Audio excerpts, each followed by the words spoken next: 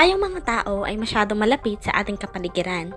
Napakaganda ng ating pakikitungo sa ating kapaligiran at sa mga hayop na kasama ng ating kagubatan. Karamihan sa atin may mga ginagawa na basta nakaka-enjoy lamang at ang karamihan ay hindi alam kung anong ginagawa. Katulad na lamang ng tampok sa ating video na ito, kung saan may mga taong kayang gumawa ng bahay sa gilid ng bundok o yung iba ay kayang gumawa ng bahay sa tuktok ng bangin. Tunghayan natin sa video na ito ang 10 kakaibang lugar kung saan may mga taong naninirahan.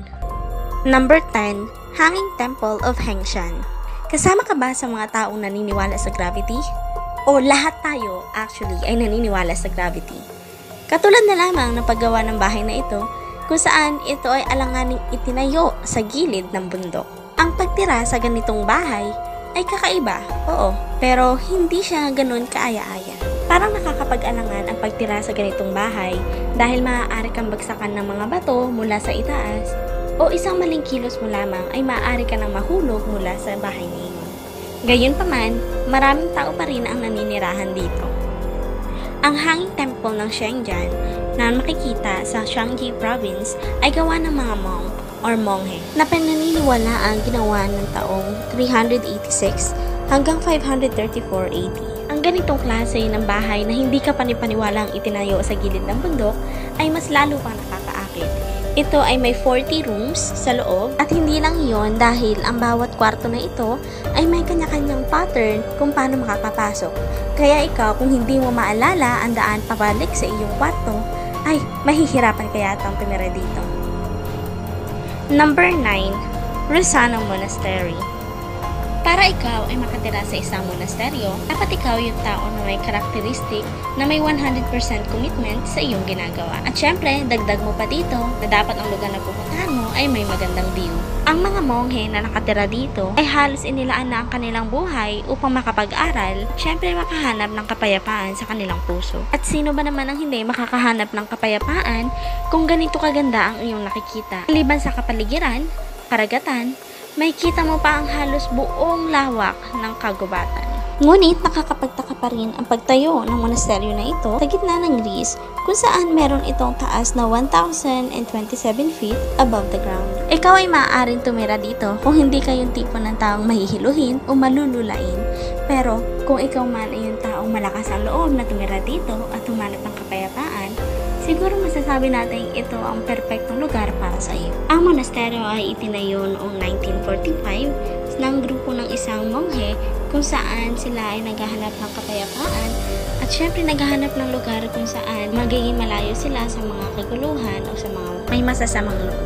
Naniniwala rin sila na sa pagtayo nila ng monasteryo sa tuktok ng isang bangin na iyon ay walang sino man ang kayang sumakop sa kanila o sino mo makapagpalis sa kanilang lugar. Ang pagtayo ng bahay sa tuktok ng bangin ay isang napakagandang ideya kung ikaw yung tipo ng tao na humahanap ng kapayapaan o yung taong ayaw sa maraming kaguluhan. Number 8. Setenil de las Bodegas. Sa unang tingin, ang makikita nating napakagandang village na ito na tinatawag na Setenil de las Bodegas ay may pagka-Hollywood ang dating. Kung ating mapapansin, ang village na ito ay inihahalin tulad sa sinaunang panahon kung saan ating makikita na parang may isang malaking batong nakapatong sa ibabaw ng mga bahay. Ngunit sa maniwala kayo o hindi, ang mga bahay na ito ay gawa mismo sa batong nakapatong sa ibabaw nito kung saan ang mga taong nakatira dito ay tumagal na 25,000 years. Tignan nyo nga naman, ang isang lugar na pwedeng maging kuweba ay pwede rin palang maging bahay kung saan ang mga bagay na nandito or ang mga bilihin dito ay affordable. Kaya gawing maaliwalas at kaakit-akit ang lugar na ito. At alam nyo ba kung ano pa ang isang kamanghamanghang pangyayari sa lugar na yan? Kung inyong makikita na may mga village sa ilalim ng bato, syempre may mga bahay din sa ibabaw nito. Simple, kaakit-akit at napaka-praktikal na buhay. Number 7. Casa do Penedo, Portugal. Madami ang nagsasabi na ang pamumuhay na katulad ng nasa cartoons na Flintstone ay hindi na nag-i-exist sa panahon ngayon. Ang ganitong klase ng pamumuhay at pamamahay ay hindi na makikita sa panahon ngayon kung saan ang halos lahat na mayroon tayo ay moderno na. Ngunit, matapos ang mahabang panahon ng paghahanap, nakita na rin natin ang bahay ni Yabba Dabba Doo, Fred Flintstone. Kung teknolohiya lang ang pag-uusapan, wala pa sila niyan dahil itong bato na ito o tinatawag na bahay na bato na nasa northwestern Portugal ay maihahalin tulad sa isang bahay katulad ng Flintstone cartoons. Ngunit ang katotohanan nito, ito ay napakalayo sa tinatawag nating bahay na bato dahil ito ay binuo noong 1972. Ang bahay na ito na may napakagandang tanawin kung saan makikita ninyo nakatayo siya sa gitna ng 4 na bato ay itinayo sa loob ng 2 taon. Kapag ikaw ay nasa bahay na ito o sa lugar na ito, hindi mo mararanasan ang buhay na mayroon ka sa siyudad dahil walang signal dito o kahit anumang gadgets. Sinasabing ang may-ari ng bahay na ito ay ginagawa lamang itong bahay bakasyunan sa tuwing gusto nilang malayo sa siyudad. Ngunit kung ako lang din naman ang pipiliin ko na tumira dito sa bahay na ito kung saan may makikita tayong napakagandang tanawin at katahimikan sa buhay. Number 6. Villa Girasol. Naranasan nyo na ba tumira sa isang bahay na umiikot na parang teacup sa Disneyland? Kung hindi pa, meron tayong bahay ngayon na umiikot, ngunit hindi ka mahihilo sa pag-ikot nito dahil ito ay napakabagal umikot. Pero huwag kayong magsasubmit ng offer dahil ang bahay na ito ay hindi ipinagbebenta. Noong 1929, isang Italian engineer ang nakaisip ng napakagandang ideya kung saan makakaya niyang makatira sa isang bahay na umiikot at kayang sundan ang paglubog ng araw. Ang Villa Girasol na ang ibig sabihin ay sunflower, kung saan ito ay isang L-shaped structure na umiikot sa isang central tower. Ang Villa Girasol na ito ay may elevator at mayroong mga hagdan sa loob. Ang bahay na ito ay kamangha-mangha dahil kaya nitong umikot sa bilis na 90 per minute. Upang makita ang mga tanawin sa iyong paligid sa loob lang ng isang araw. Ang pag-ikot na ito na 360 degrees ay kamangha-manghang ideya, lalo na yung ideya na meron kang iba't ibang tanawin kada minuto. Hep, teka muna, nai-enjoy mo na ba ang mga video na ito? Bago tayo bumaba sa top 5, hit like and subscribe muna para sa more video. Number 5, Santuario Madonna de la Corona. Napakagandang waterfalls at napakagandang kagubatan. Ayan lang naman ang makikita mo kapag ikaw ay nasa simbahan ng Santuario de la Corona. Kinakatayuan ng simbahan nito ay isa sa pinakaligtas, matibay at malayo sa karamihan. Ngunit hindi mo maiaalis ang katotohanan na ikaw ay malapit sa isang napakagandang tanawin na sobrang nakaka-relax. Itinayo noong 1530, ang Santuario de la Corona or Sanctuary of the Crowning Lady ay nakapwesto sa gilid ng bangin. Ang istruktura na ito ay kapareho rin ng normal na itsura ng Santuario de la Corona. Ang tanging kaibahan lang nila ay ang dami ng mga taong pumupunta dito. Ang motibo ng pagtayo ng sanktuaryo na ito ay upang magpapuri at magbalik loob. Maraming tao ang gustong bumisita at mga turista ang gusto pumunta sa lugar na ito, so nahihirapan sila umakyat dahil na rin ang sanktuaryo na ito ay nakapwesto sa gilid ng bangin. May mga monghe na hindi natin mapipigilan magpapuri o magbalik loob, kaya karamihan sa mga monghe ang sinasabing nagtayo na rin ang kanilang bahay malapit dito. Kinukonsidera na ang sanktuaryo na ito ay isa sa napakagandang sanktuaryo na may magandang pwesto at may makapigil hiningang tanawin. Number 4. Mount Fanjing. Naniniwala ka ba na ang picture na ito ay hindi isang Photoshop o Adobe lamang? Pwes ngayon, kailangan mo magtiwala sa amin dahil ang lugar na ipapakita natin ngayon ay isang Mount Fanjing. Ang banal na Buddhist site na ito ay makikita sa probinsya ng Guizhou sa China. Ito ay hindi isang Photoshop, kundi ito ay isang totoong lugar. Tsura pa lang nito, makikita mo na napakataas nito dahil ito ay napapalibutan ng mga ulap. Ito ay may taas na 8,430 feet. Hindi naman katakataka kung bakit ang mga tao ay handang umakyat ng 8,000 steps para lang makapunta sa tuktok ng Buddhist site na ito na pinagdugtong ng iisang tulay. Ito ay sa paniniwala ng mga Buddhist na ang kinakatayuan ng lugar na ito ay isang banal. Dahil na rin may mga tao kaya magbalik loob at nakakahanap ng kapayapaan kapag sila ay nandito.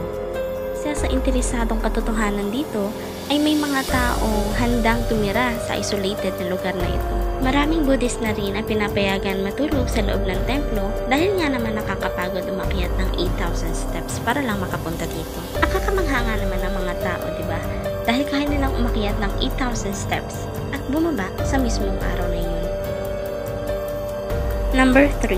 Bozouls, France. Hindi naman tayo mga scientist, Pero dapat alam naman natin na hindi dapat magtayo ng bahay na nasa gilid or nasa gitna ng isang misteryosong malaking butas. Ngunit ito ay kakaiba.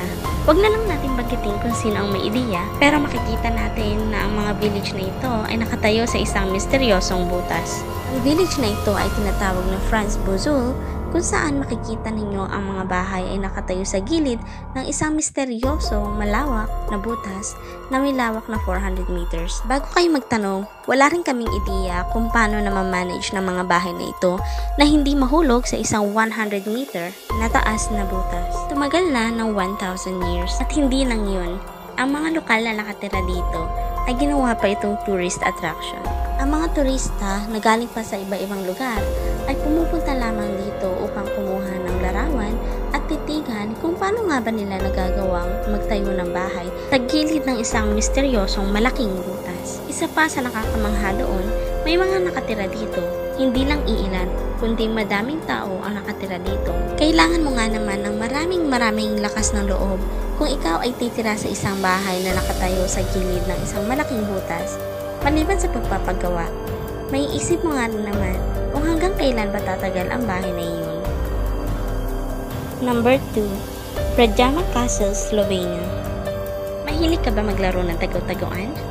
O yung mismong bahay mo mismo ang itago? Tignan naman natin ang bahay na ito na itinayo ng Roman Empire kung saan libreng-libre kang puntahan at bisitahin ito.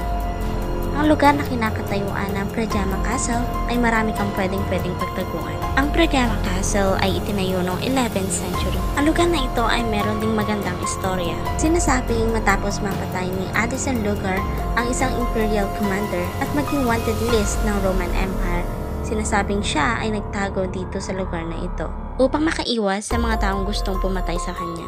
Napakagandang ideya ang pagtayo ng castle na ito.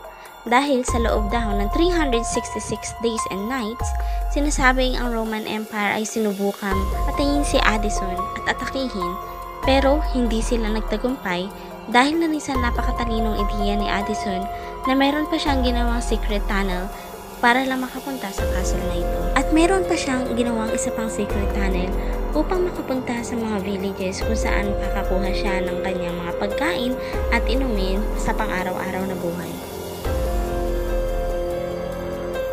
Number 1. Ponte Vecchio. Nasubukan mo na bang bumisita sa Italy? Kung hindi pa at pupunta ka, siguro magandang puntahan ang Ponte Vecchio. Ang Ponte Vecchio ba ay isang tulay o mga bahay? Teka, nakakalito. Pero tingnan natin. Oo, ito ay isang tulay at oo, ito rin ay isang bahay. At isa pa, maraming tao ang naninirahan dito. Kinukonsidera mo ba ito na isang homeless way o paraan upang magtayo ng bahay sa tulay? Pero parang ganun na nga.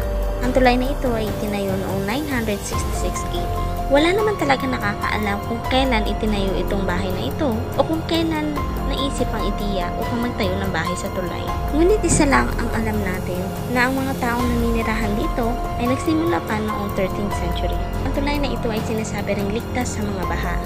Marami na ring tindahan ang nagbukas dito at mga apartment na nagpapaupa sa mga tindahan upang magbenta. Kung ikaw ay bibili ng bahay at bibentahan ka, bibili ka ba kung sasabihin sa iyo na mayroon akong bahay na ibibenta sa iyo sa tulay? Siguro hindi ka bibili. Ngunit dito sa Italy, posible ito. Dahil ang bahay sa tulay na ito ay kinukonsidera sa isang magandang tourist attraction na dito. Dito sa Italy, hindi ito scam. Ngunit kung ikaw ay sasabihan ng ganito, mas maganda sigurong i-double check mo muna bago ka bumili. I'm an icon, man. I'm a girl about a 10. I should fuck her in the Benz.